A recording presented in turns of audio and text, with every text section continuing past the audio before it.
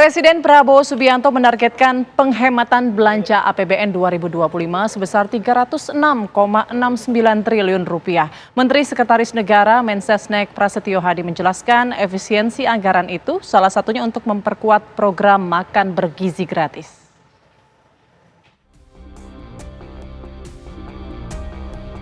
Presiden Prabowo Subianto menginstruksikan kepada jajaran Kabinet Merah Putih untuk menghemat anggaran pendapatan dan belanja negara APBN 2025 sebesar Rp306,69 triliun. Penghematan anggaran dilakukan dengan memangkas sejumlah pengeluaran belanja di kementerian lembaga hingga dana transfer ke daerah TKD. Kebijakan ini tertuang dalam Instruksi Presiden Nomor 1 Tahun 2025 tentang efisiensi belanja dalam pelaksanaan APBN dan APBD 2025 yang diteken Prabowo pada 22 Januari 2025. Presiden akan menghemat anggaran belanja kementerian lembaga sebesar Rp256,1 triliun dan Rp50,59 triliun berasal dari alokasi dana transfer ke daerah TKD. Sementara itu, Menteri Sekretaris Negara Mensesnek Prasetyo Hadi menjelaskan soal instruksi Presiden atau Impres mengenai efisiensi anggaran belanja negara. Mensesnek menambahkan, efisiensi anggaran itu salah satunya untuk memperkuat program makan bergizi gratis. Maknanya kan sama. Yang paling penting adalah sebagaimana Bapak Presiden tekankan, kita perlu mengencangkan ikat pinggang, kita perlu penghematan, kita perlu lebih selektif untuk memilih kegiatan-kegiatan yang lebih produktif dan lebih berdampak langsung. Nah, jadi ya memang pada akhirnya nanti akan terjadi penyesuaian di setiap kementerian dan lembaga. Tapi alhamdulillah, pikir sudah berjalan, tapi Bapak Presiden merasa juga ingin sesegera mungkin untuk itu bisa menerima manfaatnya lebih banyak, ya, lebih merata lagi. Nah, tentunya di situ ada konsekuensi, mungkin kita memerlukan penambahan biaya. Nah, sehingga dari hasil penghematan yang kemarin kita lakukan, pemerintah lakukan, ya, ada kemungkinan juga nanti akan diprioritaskan juga untuk menambah program makan bergizi. Ketua DPR RI Puan Maharani juga menyatakan dukungannya terhadap instruksi Presiden untuk menghemat anggaran belanja negara. Puan menekankan efisiensi anggaran dapat digunakan untuk kesejahteraan rakyat. Efisiensi itu akan menjadi sangat baik dan efektif dan harus dilakukan bersama-sama. Jadi memang itu satu hal yang tentu saja DPR dukung, bahwa kemudian pemerintah, Presiden berharap bahwa di tahun 2025 ini APBN itu dipergunakan dengan sebaik-baiknya, seefisien-efisiennya untuk kesejahteraan rakyat. Jadi DPR dukung apa yang menjadi kebijakan dari pemerintah dan Presiden khususnya. Lantas apa alasan Presiden melakukan efisiensi anggaran hingga Rp306,69 triliun? Benarkah penghematan dilakukan untuk menambah anggaran program makan bergizi gratis? Bagaimana dampak efisiensi anggaran APBN terhadap kinerja kementerian lembaga dan pemerintah daerah? Tim TV One mengabarkan. Pemirsa, Presiden Prabowo Subianto menargetkan penghematan belanja APBN 2025 sebesar Rp306,69 triliun dengan memangkas sejumlah pengeluaran belanja di kementerian lembaga hingga dana transfer buat Pemda. Hal ini tertuang dalam Instruksi Presiden Nomor 1 Tahun 2025 tentang efisiensi belanja dalam pelaksanaan APBN dan APBD 2025 yang diteken Prabowo pada 22 Januari 2025. Presiden akan memangkas anggaran belanja kementerian dan lembaga sebesar Rp256,1 triliun, sementara Prabowo akan memangkas alokasi dana transfer ke daerah TKD sebesar Rp50,59 triliun. Ya, lantas bagaimana ya dampak efisiensi anggaran APBN terhadap kinerja kementerian dan lembaga dan pemerintah daerah? Sudah bergabung di studio bersama kami Wisnu Juwono, pengamat kebijakan publik Universitas Indonesia, dan juga tersambung lewat Zoom Mas Dede Prayudi, juru bicara PCO RI lewat sambungan Zoom. Selamat sore Bapak-bapak, selamat sore Mas Wisnu. Selamat sore. Baik, saya mau ke Mas Dede terlebih dahulu. Mas Dede, dalam Instruksi Presiden Nomor 1 Tahun 2025 ini, apakah sudah dirincikan kira-kira sektor mana atau yang akan diefisiensikan itu di bagian mana begitu?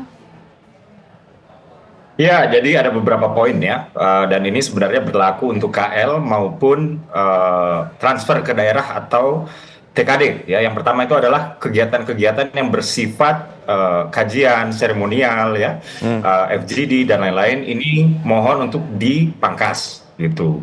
Lalu yang kedua juga ada kegiatan-kegiatan yang sifatnya itu perjalanan dinas, entah itu keluar kota maupun ke luar negeri. Nah, wabil khusus untuk perjalanan dinas ini pemangkasannya lumayan besar, yaitu separuh dari apa yang sudah dianggarkan sebelumnya. Jadi 50% dari anggaran perjalanan dinas para ASN, para menteri, para pejabat negara itu dipangkas. Juga ada seminar-seminar atau acara-acara seremonial, termasuk juga seremonial menyambut tamu-tamu. Misalnya kalau konteks daerah, artinya menyambut tamu negara, tamu dari pusat misalnya, atau dari konteks pemerintah pusat menyambut tamu negara. Jadi seremonial inilah yang kemudian harus dikurangi karena inilah dia salah satu pos-pos anggaran yang sebetulnya kita bisa bikin efisien. Tapi semangatnya begini. Pemerintahan Prabowo Gibran ini sadar betul ya bahwa program-program hasil terbaik cepat atau PHTC ini adalah program-program yang melibatkan komitmen finansial yang nggak sembarangan. Misalnya program makan bergizi gratis tadi sudah disinggung ya, itu anggarannya 71 triliun rupiah. Lalu ada periksa kesehatan gratis itu 4,7. Belum lagi periksa TBC sendirian ya, itu ada di 8 triliun rupiah. Belum lagi renovasi sekolah yang dimana komitmen finansial pemerintah saat ini yaitu sebesar 17 triliun rupiah. Ini adalah komitmen finansial terbesar untuk renovasi sekolah. Nah, menyadari bahwa kita telah menaruh komitmen finansial sebesar itu untuk rakyat, untuk pembangunan negara, untuk kemajuan bangsa, maka kemudian kita juga harus bisa mengencangkan ikat pinggang. Karena opsi yang tersedia itu misalnya adalah menaikkan pajak misalnya ya. Nah, Presiden Prabowo sudah bertekad untuk tidak membebani rakyat ya dengan pajak yang lebih tinggikan lagi. Maka kemarin akhir tahun kita sama-sama dengar ya bahwa kenaikan PPN 1% dari 11 sampai 12% yang sudah menjadi kewajiban di maktub di dalam undang-undang itu hanya dikenakan kepada barang-barang yang sudah masuk ke dalam kategori barang-barang yang dikenakan PPNBM atau pajak penjualan barang mewah. Baik, Mas Dede. Nah, opsi kedua yaitu menambah ceiling utang. Nah, Presiden Prabowo itu tidak mau opsi kedua juga. Jadi apa yang dilakukan oleh Presiden Prabowo? Presiden Prabowo lebih memilih untuk menunaikan program prioritas di dalam dokumen Astacita nomor 3, yaitu efisiensi birokrasi. Nah, dari sana ya harapannya kita menerima atau menghemat ya, bukan menerima, menghemat sebesar 300 triliun rupiah dari APBN 250, dari TKD itu 50 triliun rupiah. Demikian. Ya, Mas Dede, ini saya ingin konfirmasikan dari 306 yang ingin dihemat, ini 100 triliun informasinya akan dialokasikan ke makan bergizi gratis. Benar seperti itu?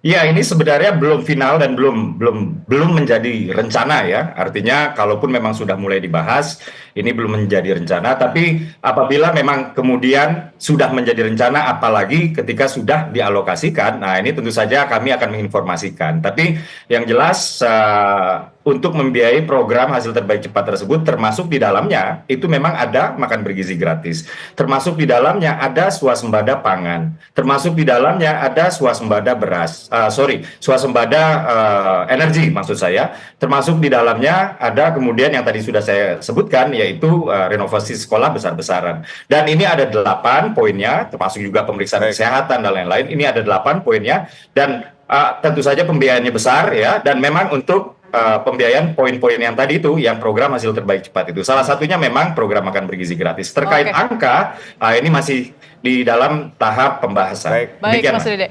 Saya ke Mas Wisnu. Mas Wisnu, kalau dengan instruksi ini, apakah nanti kemudian kementerian lembaga ini masih bisa bekerja efektif dengan efisiensi-efisiensi yang tadi sudah disampaikan? Ya, tentu saja ini perlu diapresiasi ya komitmen Pak Prabowo untuk melakukan penghematan terhadap APBN kita, gitu ya. Karena kan intinya sepertinya prioritas beliau sekarang fokus pada program utamanya beliau yaitu makanan gizi bergratis. Tapi kan ada implikasinya juga ya seperti yang kita ketahui bahwa jumlah kementerian dan lembaga negara ini kan bertambah ya, dari 34 di zamannya Presiden Pak Jokowi, misalnya menteri ya, 34 jadi 48, belum lembaga-lembaga negara lain. Nah berarti ada kementerian yang anggarannya di bawah 1 triliun. Nah ini tentu saja implikasinya sangat besar terhadap anggaran kementerian yang anggarannya kecil. Karena kan berarti kalau operasional kan nggak mungkin dipangkas. Yang dipangkas ya biasanya dana pengembangan gitu ya. Oke, operasional aspek perjadinya dipangkas juga. Tapi kan implikasinya kalau ada yang dipotong bagian dana alokasi untuk pengembangan, untuk program, nah berarti program-program kementerian itu akhirnya skalanya menjadi lebih kecil lagi. Kalau lebih kecil lagi, impact-nya atau outcome-nya itu akan menjadi dampaknya tidak terasa secara besar ke masyarakat. Baik. Saya rasa itu yang menjadi concern ya dari pemangkasan ini. Tapi ya saya rasa ini menunjukkan bahwa Pak Prabowo emang komitmen untuk total terhadap program makan bergizi gratis ini gitu, dengan mengorbankan program-program yang lain gitu.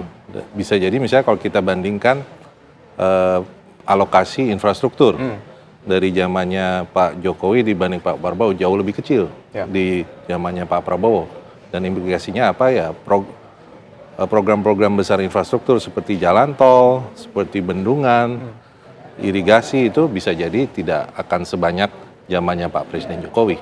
Baik, tapi ini apakah ini merupakan langkah yang tepat? Ketika tadi demi makan bergizi gratis, terus akhirnya ada proyek infrastruktur atau mungkin ada proyek strategis nasional yang karena anggarannya dikurangi atau diefisiensi, akhirnya tidak kalau berjalan memang dengan baik. tujuan utamanya adalah makanan bergizi gratis, ya ini langkah bukan tepat ya, emang yang harus dilakukan. Karena bagaimanapun kan kebijakan publik itu adalah memilih opsi-opsi dari sumber daya yang terbatas. Nah tentu saja dengan anggaran yang terbatas, kondisi ekonomi global masih tidak pasti, ya sudah pasti ada anggaran yang harus dipangkas. Gitu. Oke, baik. Saya mau kembali ke Mas Dedek. Mas Dedek, untuk soal efisiensi APBN ini kan perlu langkah strategik ya, perlu kriteria yang jelas dan juga transparan. Jangan sampai mengorbankan program ataupun juga prioritas-prioritas lainnya begitu ya, program infrastruktur yang vital begitu untuk masyarakat. Nah, bagaimana kemudian pemerintah menjamin bahwa efisiensi ini tidak berdampak juga terhadap proyek-proyek lainnya begitu yang juga penting untuk masyarakat? Betul sekali. Jadi begini, Presiden ke-7 RI, Presiden Jokowi itu sudah investasi besar-besaran ya di infrastruktur. Nah, infrastruktur ini kan dapat dikatakan sebagai sarana dan prasarana pendukung untuk kemudian kita membangun sumber daya manusia kita. Nah, tibalah kita sekarang di bawah masa kepemimpinan Presiden Prabowo, Presiden ke-8 RI. Dan Presiden Prabowo dalam hal ini menekankan ada 3 hal. Yang pertama adalah effective government. Jadi pemerintahan ini harus efisien dan clean, bersih ya. Lalu yang kedua adalah keberpihakan kepada rakyat.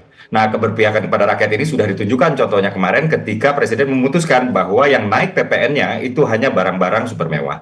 Lalu yang ketiga ini adalah untuk memajukan kemandirian bangsa, supaya bangsa ini kemudian tidak bergantung kepada negara lain, kepada bangsa lain, termasuk di dalamnya adalah soal pangan dan juga soal energi. Nah, di luar itu semua, ketika kita melihat kebijakan ekonominya, kita sekarang sedang fokus membangun sumber daya manusia. Sekali lagi, kita sedang fokus membangun sumber daya manusia. Jadi melanjutkan apa yang sudah dilakukan oleh presiden sebelumnya, sekarang Presiden Prabowo akan membangun sumber daya manusia. Tapi PSN itu sampai dengan detik ini belum ada yang anggarannya itu diambil atau dipotong. Begitu. Kemarin Presiden baru saja memimpin ya rapat kabinet, itu di sana diputuskan bahwa misalnya untuk IKN itu sudah dianggarkan untuk 5 tahun yaitu sebesar 78